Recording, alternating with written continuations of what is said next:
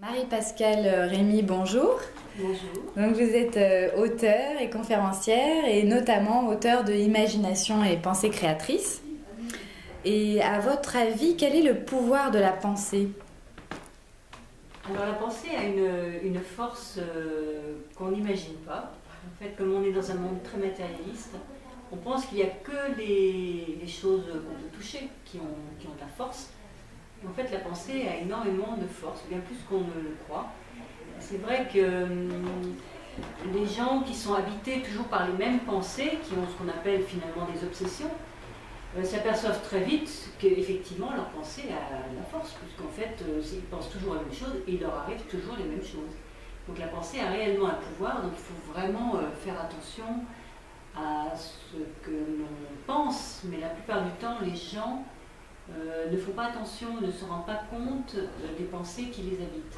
Bon, c'est vrai que pour qu'une pensée devienne puissante, il faut quand même la nourrir un certain temps. Parce que si on fait que penser, si elle fait que passer, la pensée n'a pas de force. Elle a de la force que quand on l'entretient et qu'on la répète souvent dans le temps.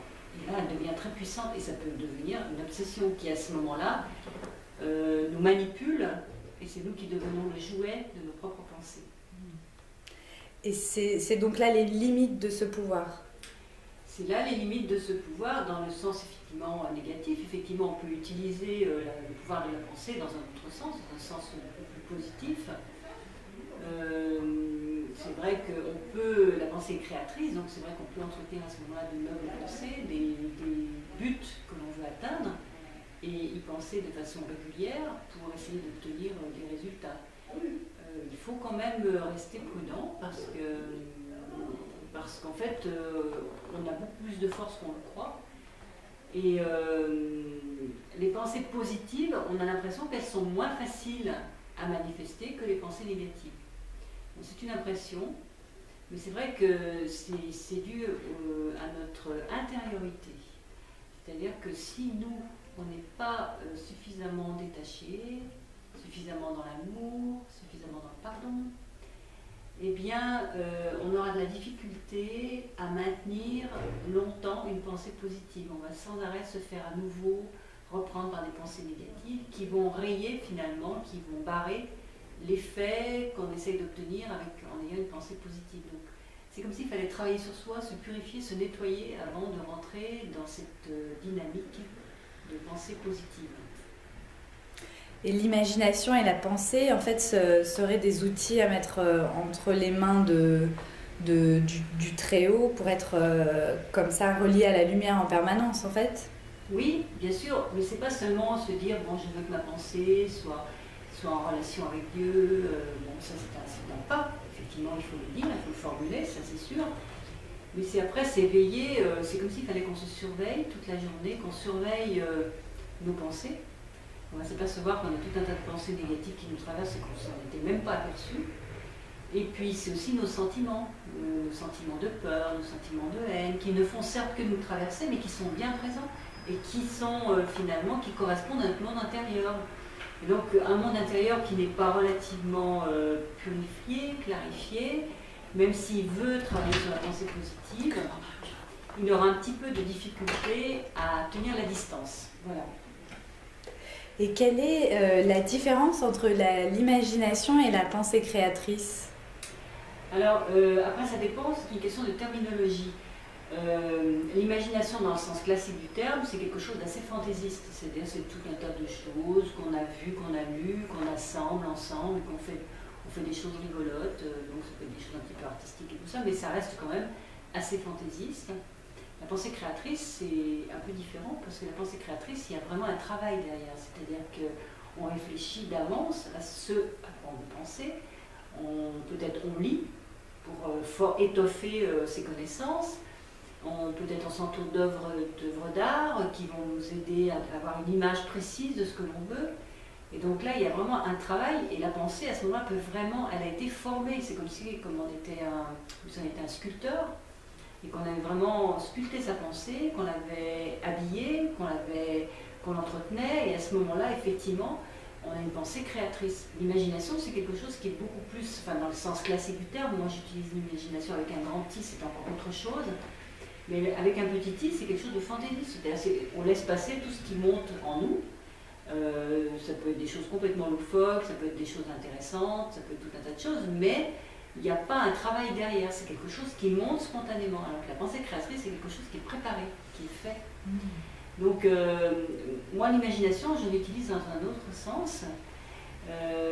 C'est dans le sens anthroposophique du terme, c'est-à-dire que l'imagination, c'est le premier stade, c'est le premier niveau de conscience supérieur à notre niveau de conscience actuel, qui est le niveau de conscience de veille, avec lequel je vous parle actuellement, avec lequel je réfléchis toute la journée. Ça, c'est le niveau de conscience que nous avons tous pendant la journée. Mais au-dessus de ça, il y a 3 niveaux de conscience supérieurs qui ne sont encore pas développés par l'humanité, qui sont, selon les termes anthroposophiques, imagination, inspiration et intuition, qui sont avec un grand I, là. Et qui donc là sont complètement encore différents même de la pensée créatrice, qui sont carrément le stade au-dessus, qui est l'imagination dans ce sens-là, c'est le premier niveau de conscience supérieur au niveau de conscience que nous avons aujourd'hui, et qui sera le niveau de conscience qu'auront les gens quand on sera à la 6e époque de civilisation, c'est-à-dire à l'ère du Verseau, ce qui dans l'Apocalypse s'appelle l'église de Philadelphie. Et ça, on peut l'apparenter à la 5e dimension ou... On pourrait l'apparenter à la 5e dimension. En fait, c'est le 5e niveau de conscience, puisque là on est au 4e. Celui qu'on a aujourd'hui, c'est le 4e. Et l'imagination, ça va être le 5e niveau de conscience, mais ce n'est pas l'imagination telle qu'on la connaît aujourd'hui. C'est une imagination différente, qui sera basée sur une pensée vivante, parce que là aujourd'hui nous avons une pensée, ce qu'on appelle une pensée morte. Alors les gens ne comprennent pas bien ce que c'est, j'en parle assez bien dans mon livre. La pensée morte, c'est une pensée qui repose sur les 5 sens, c'est-à-dire ce que je vois, ce que j'entends, ce que je respire. Voilà, ça me stimule, j'ai une stimulation, et cette stimulation due à mes 5 sens me fait penser. Je pense, bah, tiens, là il y a une rose, elle est belle, elle n'est pas belle, voilà, c'est parce que je suis stimulée. Et on remarque que quand les gens ne les stimulent plus, eh bien, en général ils s'endorment. Très souvent, quand les gens commencent la méditation, qu'ils doivent fermer les yeux, fermer leurs oreilles et se rentrer en eux, il y en a énormément qui s'endorment. Parce qu'en fait, ce qui nous maintient éveillés, c'est le fait d'être stimulés. Et donc, cette pensée, finalement, elle repose uniquement sur le fait qu'elle est stimulée par les sens extérieurs. Et donc, ça, c'est ce qu'on appelle la pensée morte. C'est-à-dire qu'elle c'est une pensée passive, parce qu'en fait, elle n'est que le jouet de ce qui la stimule. Et il y a une pensée qu'on appelle une pensée vivante, qui, elle, ne repose pas sur la stimulation, qui est une pensée intérieure que l'on stimule d'après sa force intérieure à soi, d'après son monde intérieur à soi. Donc c'est totalement différent. Il y en a une qui repose finalement sur l'extérieur et l'autre qui repose sur son intériorité. Et donc c'est ça l'imagination avec un grand I, qu'on peut déjà commencer à développer. Schneider a parlé qu'il y a des gens qui commençaient à l'avoir, cette pensée-là, mais ça demande d'avoir une très riche vie intérieure. Voilà, et donc justement, de développer cette pensée créatrice, de travailler sur son monde intérieur en fait. Donc c'est tout un cheminement. Et d'ailleurs, des fois on peut ressentir à ce propos le fait, est-ce que c'est possible de ressentir le fait qu'on est soi-même pensé, on est soi-même rêvé quelque part dans la réalité? Soi-même rêvé, on est soi-même rêvé, on est soi-même pensé. J'aimerais que tu ailles un peu plus loin dans ta question. C'est-à-dire que des fois on est tellement dans cette pensée vivante, est-ce que c'est possible d'être tellement dans la pensée vivante que soi-même on se sent pensé par quelqu'un ou quelque chose de supérieur, par une force supérieure? Oui, absolument. On peut sentir qu'effectivement, par exemple, Michael ou des forces supérieures, notre ange gardien, ou enfin, des êtres supérieurs, effectivement, peuvent nous inspirer, nous influencer. Mais à ce moment-là, c'est carrément le stade, quand on pense ça, on est carrément au stade encore supérieur, qui est le stade de l'inspiration.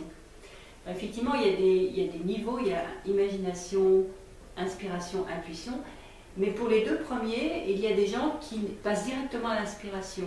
C'est pas par ordre, c'est pas par niveau de conscience. En fait, les 3 niveaux de conscience supérieure se mélangent.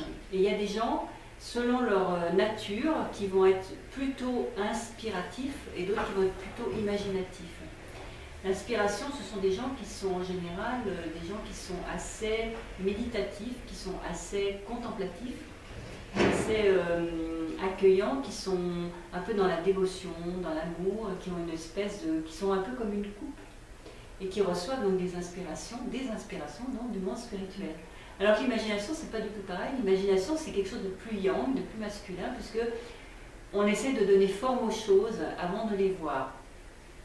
Quand on imagine, quand on développe cette imagination avec un grand I, en fait, on se façonne sa vie intérieure. On façonne sa vie intérieure par la lecture d'écrits sacrés, des évangiles, la Bible, enfin tous les beaux écrits sacrés que nous avons dans le monde. On s'en plie et on essaye de les comprendre. Et cette compréhension fait que on pénètre finalement avec sa pensée, la pensée devient pénétrante, on pénètre à l'intérieur des choses pour essayer de leur donner une forme en soi, de pouvoir être capable de les répéter par exemple, parce qu'on les a tellement assimilés qu'on est capable de le redire. Et ça, c'est quelque chose qui est plus yang, parce que c'est plus pénétrant. Donc ça, c'est l'imagination. Et l'inspiration, c'est quelque chose qui n'est pas du tout pareil, c'est quelque chose où on accueille beaucoup plus. Donc il y a des gens, pour revenir à ta question, est-ce qu'on a l'impression qu'il y a des gens, du monde supérieur ou Dieu qui pense en nous? Ça, c'est plus une attitude imaginative, inspirative qu'une attitude imaginative. Voilà. Très bien. Et qu'est-ce qui vous plaît le plus dans l'exploration de la pensée? Alors, dans l'exploration de la pensée, ce qui me plaît le plus quand on pense justement de façon spirituelle, c'est-à-dire quand on essaye vraiment de développer la pensée vivante, l'imagination, l'inspiration, tout ça, ce qui est vraiment super, c'est qu'on est réellement, la pensée devient clairvoyante. C'est-à-dire qu'on déménage, c'est pour ça que je parle de ça dans ce petit livret, de comment rendre sa pensée clairvoyante finalement. C'est-à-dire que la pensée finalement est subjective. Parce que quand on pense, on est pris dans nos pensées et on n'est pas capable, très peu de gens, à moins de travailler sur soi, de méditer, quand on travaille sur soi et qu'on médite, on apprend à observer ses pensées. Mais quand on est dans la vie de tous les jours, on n'observe pas nos pensées, on est utilisé par nos pensées. Nos pensées nous font faire nos trucs et on ne se rend même pas compte que c'est une pensée. Voilà. Et donc c'est en objectivant ces pensées qu'on peut donc les maîtriser et qu'on peut les voir. Et les voir, ça veut dire que la pensée devient clairvoyante. C'est-à-dire c'est pour ça que j'aime énormément ça, parce qu'en fait, je vois mes pensées, je vois la forme qu'elles ont, je vois presque l'entité spirituelle qu'elles sont. Et donc on devient clairvoyant en fait. C'est une clairvoyance qui est au début très ténue, très, très fine, hein, qui n'est pas la grande clairvoyance tapageuse qu'on trouve dans les magasins aujourd'hui avec le channeling et tout ça. Non, non, c'est une clairvoyance beaucoup plus intime, où on voit les pensées, où on voit aussi les sons, on voit les choses, parce qu'en fait on a une riche vie intérieure, et donc on est toujours habitué à observer justement ses pensées, à être en retrait, et donc c'est ça qui fait que la pensée devient clairvoyante. C'est beau. Quelle est la différence entre la méditation psychique et la méditation créatrice? C'est très différent, le but n'est pas le même. La méditation psychique, c'est en fait surtout pour se détendre, pour se relaxer, pour se connecter. Ça ressemble un peu, ça peut ressembler à la prière, c'est pour se connecter à des choses élevées et tout ça. Mais on ne peut pas dire que l'on fasse un progrès au niveau de la connaissance spirituelle en tant que telle, ni qu'on fasse un progrès pour développer justement ses capacités de clairvoyance et de pensée créatrice. On reste quand même quelqu'un de très passif, certes on cherche à se connecter, donc il y a quand même un effort qui est fait, mais on ne peut pas dire qu'on apporte nous quelque chose. Donc dans la méditation psychique, il y a quelque chose, on n'apporte pas, on essaye au contraire d'appeler pour qu'on nous aide à nous détendre, pour se sentir bien, pour en profiter, et puis ça finalement ça ne profite qu'à nous, et puis peut-être au petit groupe avec qui on est, peut-être aux gens pour qui on prie, mais ça reste quand même... on ne sort pas, finalement, on ne sort pas de soi-même vraiment. On reste encore... alors que la pensée créatrice, vraiment la méditation créatrice, on prend une pensée qu'on a étudiée, mais qui n'est pas forcément très longue, hein, ça peut être un petit chapitre de quelques lignes, et qu'on l'on replace devant son regard intérieur. C'est-à-dire qu'il faut qu'on... C'est comme si on imagine qu'on avait un écran blanc, on ferme les yeux, on a un écran blanc à l'intérieur de soi et on réécrit la chose. Et on essaye en plus de l'habiter, c'est-à-dire de rentrer, de pénétrer. Par exemple, si on prend le mot paix ou le mot lumière, en général c'est dans un contexte un peu plus vaste, hein, mais c'est juste pour donner un exemple, on essaie vraiment de rentrer dans la paix, on essaie vraiment de rentrer dans la lumière pour ressentir ce que c'est vraiment que la paix, que la lumière. C'est pas seulement un mot, c'est vraiment le vivre intérieurement. Et c'est en faisant cela que la pensée devient créatrice, c'est-à-dire qu'il y a vraiment une transformation au niveau de notre psychisme parce qu'on apporte quelque chose. Parce que les méditations psychiques classiques, comme les gens méditent, ils n'apportent rien. Alors que la méditation créatrice, il faut venir avec quelque chose qu'on a étudié avant, quelque chose qu'on a compris avant, et qu'on replace finalement à l'intérieur de soi pour presque dialoguer avec le monde spirituel. Et on apporte quelque chose au monde spirituel, quelque chose sur lequel on a travaillé. Ce qui n'est pas le cas dans la méditation psychique. Voilà. Peut-être qu'elles sont un peu complémentaires, parce qu'on aurait peut-être besoin de méditation psychique pour arriver à la méditation créatrice. Absolument. Absolument. En général, quand moi j'accompagne les gens pour méditer, on passe donc par la phase de relaxation, qui est la phase physique. Après, on passe par la phase psychique, qui est cette phase où on apaise ses sentiments, où on calme son mental, où on se rend accueillant. Et après, on passe à la phase vraiment créatrice du travail, où là, il y a un travail qu'on a préparé avant et qu'on va mettre sur la table, enfin, si je puis dire, qu'on va remettre devant son écran et sur lequel on va travailler vraiment, quoi. C'est comme ça que, en principe, j'écris mes livres.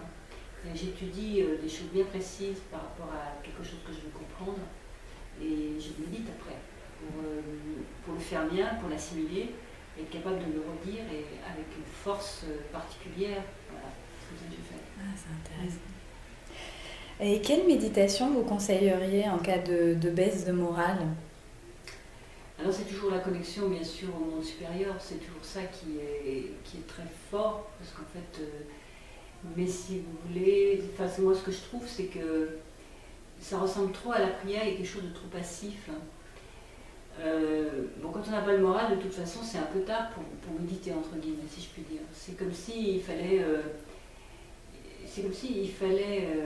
préparer ses munitions, faire ses provisions quand on a le moral, pour justement préparer son être intérieur, son psychisme, tout son être intérieur, parce qu'on est vraiment une réalité, on a un personnage physique, mais on a un personnage psychique qui est bien aussi puissant que l'autre, qui d'ailleurs influence aussi le personnage physique. Les deux s'influencent d'ailleurs, mais normalement, dans la vraie vie, ça va être le personnage psychique et spirituel qui influence sur le physique et non pas le contraire. Pourtant, c'est plus comme le contraire. Donc en fait, quand on a le moral, il faut justement se remplir d'émotions très positives, de vertus théologales, les vertus cardinales, enfin les grandes vertus qui font l'homme. Et penser, méditer dessus et tout pour s'étoffer intérieurement. Ce qui fait que quand on a une baisse de morale, on peut s'appuyer sur notre propre intériorité. Si on est vide, on peut se raccrocher, mais comme on est vide, ça va toujours être un puissant flou. Il faut qu'on s'habite quelque part, ce que j'appelle s'habiter, c'est une façon de dire, mais il faut qu'on ait une réalité intérieure. Si on n'a pas de réalité intérieure, le monde spirituel ne peut pas se raccrocher vraiment, parce qu'en fait, lui, le monde spirituel, il a besoin qu'on ait façonné une espèce de forme en nous, une forme spirituelle. Cette forme, elle est faite par notre pensée, nos pensées spirituelles, c'est-à-dire tout ce à quoi on a pensé, que ce soit à travers la Bible, tous les livres sacrés, les livres spirituels qu'on a pu lire, qui nous ont habitués à former notre pensée, qui fait qu'on a une certaine forme dans laquelle le monde spirituel peut s'arrimer, si je puis dire. Mais si on est vide, donc le monde spirituel, il ne va pas pouvoir faire grand-chose pour nous. Ça va peut-être être 5 minutes, 10 minutes de répit, mais comme de toute façon c'est vide, ça va repartir, quoi. Donc c'est important, il faut bien comprendre que les gens comprennent qu'ils ont une responsabilité eux-mêmes par rapport à leur intériorité.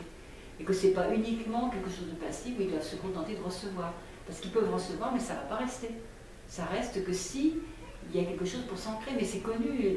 Le Christ a parlé des graines qu'on mettait dans le béton ou dans le sable ou dans ces choses-là. Il faut que vous ayez un sol qui soit fécond. Et le sol fécond, c'est l'intériorité.